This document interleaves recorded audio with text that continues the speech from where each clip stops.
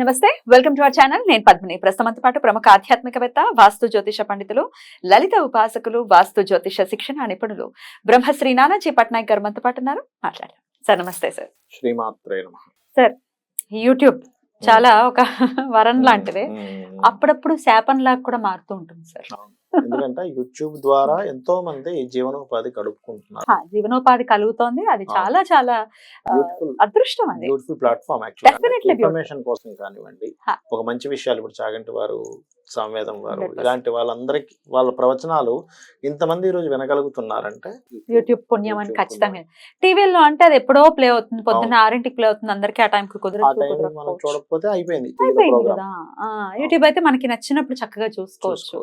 So YouTube is a boon, definitely అదొక అదృష్టకరమైనటువంటి it's a boon. కానీ ఒక్కొక్కసారి శాపగ్రస్తం కూడా అవుతూ ఉంటుంది. అంతే కదా, ఇప్పుడు కత్తిని ఏ రకంగా వాడొచ్చు, నిప్పుని ఏ రకంగా వాడొచ్చు, ఉంటుంది మైనస్ ఉంటుంది. ఎగ్జాక్ట్లీ. సో ఇప్పుడు నేను మాట్లాడేటటువంటి అంశం, లేడీ అఘోరీగా ప్రచారం అవుతున్నటువంటి ఒక వ్యక్తి ఎక్కడ యూట్యూబ్ ఓపెన్ చేసినా వాళ్ళు అతనే కనపడటం, ఇంటర్వ్యూసే కనపడటం. ఇంటర్వ్యూస్ కనపడటం లేకపోతే అఘోరీలు చేసేటటువంటి సాధన గురించి తెలియటం ఏమో ఒకంత ఓకే అనుకోవచ్చు. కానీ థంబ్నెయిల్స్ మాత్రం విపరీతంగా, అసలు కామ కోరికలు వస్తే మీరు ఏం చేస్తారు అని, లేకపోతే శవాన్ని తింటారు, ఇవన్నీ చాలా భయానకం కదా. చిన్న పిల్లలు చూస్తుంటే భయపడతారు. ప్రెగ్నెంట్ లేడీస్ ఒకవేళ చూస్తే వాళ్ళ మీద ఇంపాక్ట్ పడుతుంది. ఇవన్నీ సరే, వాట్ ఎవర్ ఇట్ ఈస్, బాధ్యతల గురించి మనం గుర్తు చేయకూడదు. ఎండ్ ఆఫ్ ది డే దానివల్ల యూజ్ లేదు. ఇది ఎట్లా చూడొచ్చు సార్, ఈ అఘోరి ఇట్లా ఇంటర్వ్యూస్ ఇవ్వటం అనేది ఒక పాయింట్. ఇందాక ఒక కాల్ వచ్చింది ఇంకొక ఛానల్ కి సంబంధించిన వాళ్ళు చేశారు కదా, అబ్బాయి భయపడుతున్నారు. ఏమైనా ఆవిడ శాపనార్థాలు పెడుతున్నారు. బికాస్ నెగటివ్ గా ఆవిడకి నెగటివ్ అయిపోయారు ఆవిడ. దానివల్ల ఆవిడ అనాలో ఆయన అనాలో తెలీదు, శాపనార్థాలు పెడుతున్నారు. ఆ శాపాలు ఏమైనా మనకి వర్తిస్తాయా అనేది ఒకటి. ఇందాక అతను అడిగాడు నాకు, మీ ముందే ఫోన్ వచ్చింది, మనకి షూటింగ్ స్టార్ట్ అవ్వకముందు.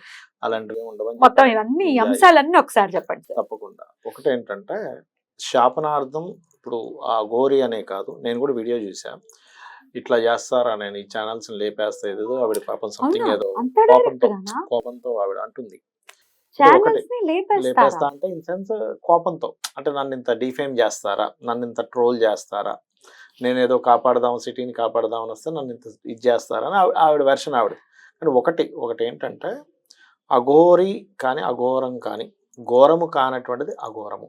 ఓకే, అది చాలా పవిత్రమైన విషయం అమ్మా. నేను విన్నాను సార్, ఎవరో చెప్పారు పెద్దవారే, అస్సలు ఎటువంటి పరిస్థితుల్లో హామ్ చెయ్యరు అఘోరాలు. అస్సలు ఎటువంటి పరిస్థితుల్లో మన జోలికి రారు. వాళ్ళ ప్రపంచం వాళ్ళకి ఈశ్వరుడు. ఎందుకు శవాన్ని తింటారు అంటే కూడా, ఇంకా ఒక చెట్టుకున్న పండును కూడా తినరు వాళ్ళు, దాన్ని తెంపడం ఎందుకు అనేటువంటి దాంతో ఇంకా అయిపోయిన జీవితం అయిపోయి పడేసేదాన్ని వాళ్ళు స్వీకరిస్తారు అంటారు. ఓకే, అలాగే రాలిన ఆకుల్ని తింటారంటారు, చెట్టుకి తెంపిన ఆకుల్ని తినరు. ఇట్లాగా వాళ్ళు అంటే ప్రతి దాన్ని ప్రేమగా ప్రేమిస్తూ ఉంటారు, ప్రతి సెకండ్ని. అది అఘోరం అనేటువంటిది. ఘోరము కానటువంటిది అఘోరం. ఓకే, అలాంటి ఇది అఘోరం అనేటువంటి చెప్పాలంటే కంప్లీట్ శివునిలో ఇదైపోయేటువంటి ఒక తత్వం అనమాట అది. అయితే ఇక్కడ నాకు ఇందాక వచ్చిన కాల్లో నేను చెప్పేది ఒకటే ఏంటంటే, ఇప్పుడు అఘోర అనే కాదు, ఎవరైనా మీరు పనిగట్టుకొని వాళ్ళు తప్పు చెయ్యకపోయినా మీరు కనుక ఇబ్బంది పెట్టినట్లయితే వాళ్ళది మనకు తగులుతుంది. కానీ వీళ్ళు ఒకవేళ ఇప్పుడు నిజమైన ఘోర అయ్యుండి ఇవి నిజంగా ఎవరికి ఏమి ఇబ్బంది పెట్టకుండానే కావాలని చేస్తే కడుపు మండి ఆవిడ ఏదైనా అంటే వీళ్ళకి ఏదైనా ఛాన్సెస్ ఉంటుంది. కానీ ఇక్కడ కొన్ని డూప్గా కొన్ని చేయడము, దాని ద్వారా కొంతమందికి ఇది ఫేక్ అని అనిపించడము. ఇప్పుడు నిజంగా నీలో శక్తి ఉంటే నీకు నువ్వు తపస్సు చేయి, నువ్వు మంచి చేయి, తప్పేం కాదు అందులో. ఇప్పుడు నిజంగానే సిటీ మనకి ఏదైనా దేశానికి విపత్తు ఉంది, నీ శక్తితో నువ్వు ఆపు. ఇది ఇంకా ఆగదండి, ఏదో పైనుంచి ఏదో వచ్చి గుద్దుకోబోతుంది భూమి మీదకి, శకలం వచ్చి ఇంకా ఇది ఇంకా అయిపోతుంది, భూమి మీద ఏదో పడబోతుంది అన్నప్పుడు నువ్వు ఆపు, నేను ఆపుతానని ఛాలెంజ్ చేసి ఎవరు కాదంటారు, అప్పుడు నేను అందరూ మెచ్చుకుంటారు. ఒక వర్షాన్ని కురిపిలేవు, వేదంలో వర్షం కురిపించడానికి మంత్రాలు ఉన్నాయి కదా, కురిపించడానికి ఉంది, ఆపడానికి. 2 కప్పలకి తాడు కట్టి వాటికి పెళ్లి చేస్తారు. పెళ్లి చేసేసి దానికి ఒక హోమం చేస్తారు. హోమం చేసి అందరినీ దూరంగా వెళ్ళమని ఇలా తాడు తీయగానే వర్షం పడుతుంది. సెకండ్స్ లో, నిమిషంలో. మళ్ళీ ఇప్పుడు తీస్తే సాయంత్రం పడ్డం, రేపు పడ్డం కాదు. నేను ఆ ప్రక్రియ చాలా స్పష్టంగా చూసా ఒకప్పుడు. ఒకప్పుడు. నేను ఇదేంటి అందరినీ వెళ్ళిపోమంటున్నారు ఏంటి అంటే, అది తీస్తున్నారని వర్షం పడదు అదంతా. అదేంటి అది తీస్తే ఎందుకు వర్షం పడుతుంది అని నాకు అప్పుడు తెలియదు. చాలా రోజుల క్రితం విషయం నేను, ఇప్పుడు కాదు ఎప్పుడు అది అంటే, నేను అందరూ ఇల్లులోకి వెళ్ళిపోండి వర్షం పడుతుంది అంటే ఏమీ లేదు బయట, అసలు ఆకాశంలో ఒక మేఘం లేదు. ఇలా తీగానే అసలు ఎక్కడి నుంచి వచ్చాయో తెలియదు, మేఘాలు ఇలా వచ్చినట్టే వర్షం పడింది. అంత పవర్ ఉంది. ఒకసారి తిరుపతి కొండ మీద కూడా చేశారని మనకి కొన్ని ఇట్లాంటి వర్షం పడక చాలా ఇబ్బంది పడ్డప్పుడు తిరుపతి కొండ మీద కూడా చేశారని విన్నా నేను. ఎంతసేపు పడింది సార్ వర్షం? అట్లా పడింది బానే, ఒక 2-3 అవర్స్ బానే వర్షం పడింది. అలాగే వర్షాన్ని ఆపే పరిస్థితి కూడా ఉంటుంది, మంత్రాలకు శక్తి ఉంది. నాకైతే అది తెలియదు, ఎందుకంటే తెలిసిందే చెప్పాలి. ఇది నేను చూసాను. మీరు చూసారా? వేద పండితులు ఇప్పుడు పడేది ఉన్నప్పుడు ఆపేది కూడా ఉండొచ్చు కదా. సో నేను అనేది ఒకటే, ఇప్పుడు ఈవిడేదో శాపనార్థాలు పెడుతుంది కదా, మనకు తగులుతాయా అనేటువంటి భయపడకండి. ఆవిడకి నిజంగా అవమానం జరిగి ఆవిడ నిజంగా నిజాయితీ పరురాలు అయితే గనక, ఆవిడని ఎవరైతే కావాలని కించపరుస్తే వాళ్ళకి ఉంటుంది ఇబ్బంది. అక్కడ కనబడుతుందంతా కూడా మనందరికీ సత్యం తెలిసి ఏం జరుగుతుంది అనేటువంటిది. కాబట్టి మనమేమి ఇదవ్వాల్సిన భయపడాల్సిన పని లేదు. అయితే ఈ శాపనార్థం అనేటువంటిది కేవలం అఘోరానో లేకపోతే అలా అని కాదు. శాస్త్రము ఏం చెప్తుంది అంటే, భగవంతుడిని ఏమన్నా భగవంతుడు పట్టించుకోట, కానీ భగవద్ భక్తుల్ని గనక, ఇప్పుడు రోజు టెంపుల్కి వెళ్ళి వస్తున్నాడు ఒక అబ్బాయి కావచ్చు అమ్మాయి కావచ్చు, నీకేం బుద్ధి లేదా, జ్ఞానం లేదా, ఎందుకు వెళ్తున్నావు టెంపుల్కి, దాని బదులు ఇంకో దగ్గర ఎక్కడికైనా పోతే నీకు ఇది అవుతుంది కదా అని ఒక మాట అన్నా, లేకపోతే వాడు బాధపడ్డా, అప్పుడు మాత్రం ఆ యొక్క ఇబ్బంది వాళ్ళకి కలుగుతుంది. సో వాడు శాపనార్థం అప్పుడు పెట్టక్కర్లేదు, కళ్ళమ్మండి కారే నీళ్లు చాలు. అయ్యో మీకు ఎందుకు, మీరు రోజు ఉపాసన చేశారనుకోండి అమ్మా, దేవతను రోజు ఉపాసన చేసుకుంటున్నారు, మిమ్మల్ని ఎవరో అంటున్నారు, వీళ్ళు ఏం శాపనార్థాలు పెట్టక్కర్లేదు, ఆ దేవత చూసుకుంటుంది, 100% చూసేసుకుంటుంది.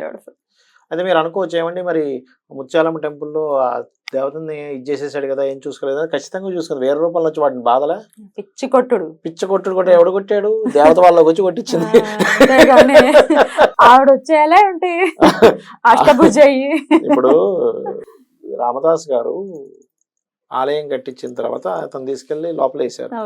ఏ రూపంలో వచ్చాడమ్మా అక్కడ, నరసింహుడు రూపంలోనే వచ్చి అక్కడ నరసింహుడు కూడా రూపంలో, అది వేరు, అది కట్టేసినప్పుడు కొట్టేటప్పుడు, కానీ ధనం కట్టాలన్నప్పుడు వాళ్ళిద్దరు వచ్చారు కదా, రామలక్ష్మణ్ రూపంలో వచ్చారు వాళ్ళు.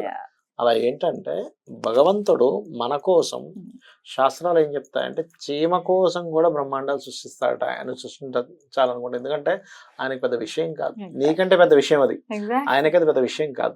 కాబట్టి ఏంటంటే నేను చెప్పేది ఒకటే, ఇవాళ ఘోర అనో, లేకపోతే ఇంకో సాధువు అనో, లేకపోతే ఇంకొక సామాన్య మనిషి వాడు నిజాయితీ పరుడైతే గనక, మహాభక్తుడైతే గనక, ఇక్కడ భక్తుడే కదా, నిజాయితీ పరుడిని ఇబ్బంది పెట్టినా నువ్వు భక్తుడే అవ్వాల్సిన రోజు, నిజాయితీగా ఉన్నావు, ధర్మంగా ఉన్నావు, వాడిని ఇబ్బంది పెట్టినా ఆ శాపం నీకు తగులుతుంది, శపించక్కర్లేదు, కట్టి కుదుపుతుంది.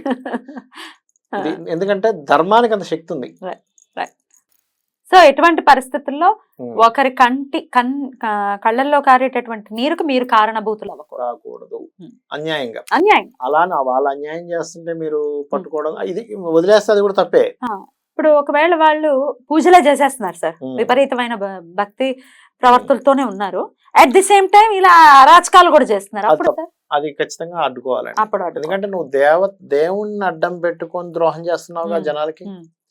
ఇప్పుడు దేవుడు పేరు చెప్పుకొని నువ్వు గనక అవతల వాళ్ళని ఇబ్బంది పెడితే అది ఇంకా పెద్ద దోషం. మా అమ్మోళ్ళు మోసం చేసే వాడి కంటే పెద్ద దోషం నువ్వు దేవుడి పేరు చెప్పుకొని కనుక చేస్తే, ఖచ్చితంగా దోషం, అందులో ఎటువంటి డౌట్ లేదు. ఈ అఘోరీది ఎట్లా అనిపించింది సార్, ఆవిడ ఇంటర్వ్యూస్ కానీ, కార్ కానీ, ఐఫోన్ కానీ, ఇంగ్లీష్ కానీ? అంటే ఒకటేనమ్మా, ఇప్పుడు షో ఆఫ్ చేయడం వేరు, నిజంగా నువ్వు రక్షించాలనుకుంటే రూమ్ లో కూర్చొని రక్షించుకోవచ్చు, ఒక్క పని చూసుకొని వెళ్ళిపోవచ్చు. ఇంత షో ఆఫ్ చేయాల్సిన అవసరం లేదు.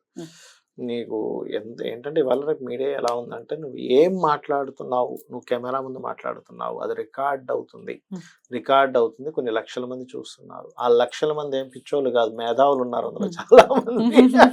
మేధావులందరూ కూడా వీడియోలు చూస్తుంటారు, వాళ్ళందరూ ఏ నిర్ణయం తీసుకుంటూ ఉంటారు. కాబట్టి బీ కేర్ఫుల్.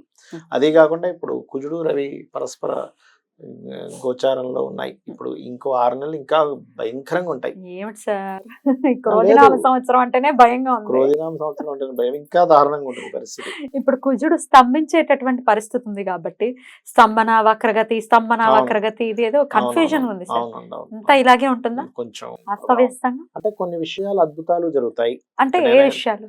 ఏ విషయాలంటే ఇప్పుడు ల్యాండ్స్ ఉన్నాయమ్మా. ఉమ్, ఈ ల్యాండ్స్ విషయాల్లో మనకి ఇంక ఇక్కడ ల్యాండ్స్ రేట్ రాదు అనుకున్న రేట్ వస్తుంది. ఉమ్, ఉమ్, ఏంటి అసలు పెరగదనుకున్న ఇంత పెరిగిపోయింది ఏంటని. ఉమ్, ఉమ్, అలాగే అంటే ఎవరికైనా వాళ్ళ జన్మజాతకంలో గనక భూమూలంగా ధనయోగాలు ఉండి అది యాక్టివ్ అయితే ఇప్పుడు కొనండి. నిజంగా రాజయోగాలు ఉన్నప్పుడు విపరీతంగా పెరుగుతాయి. కొన్ని ప్లేసెస్ లో ఇంత రైట్ వస్తుంది, ధన్మని పడిపోద్ది కూడా. అప్ అండ్ డౌన్స్ విచిత్రం అయితే విపరీతంగా ఉంటాయి. రాజుల మధ్య యుద్ధం ఉంటుంది. అంటే ఒక రాజుకు ఒక రాజు పడకపోవడము, దేశాల మధ్య ఇప్పుడు ఆల్రెడీ జరుగుతోంది. జరుగుతుంది. ఇట్లాంటివి ఇంకా పెరుగుతాయి రాబోయే 5-6 months. జాగ్రత్తగా ఉండాలి. జాగ్రత్తగా ఉండాలి. Beautiful sir. సార్ అయితే ఇంకొక ప్రశ్నతో ఎండ్ చేద్దాం సార్. ధర్మబద్ధమైనట్టు జీవితాన్నే అనుసరిస్తున్న వాళ్ళనే మేము ఇబ్బంది పెట్టాం, తెలియక ఇబ్బంది పెట్టాం, Yeah. పశ్చాత్తాప పడుతున్నాం. ఇంకో ప్రత్యామ్నాయం ఉందా ఆ శాపనార్థం మాకు తగలకుండా ఉండడానికి? వెళ్ళి వాళ్ళకి క్షమాపణ చెప్పుకోవడం. ఏమంటే మీరు కరెక్ట్ పర్సన్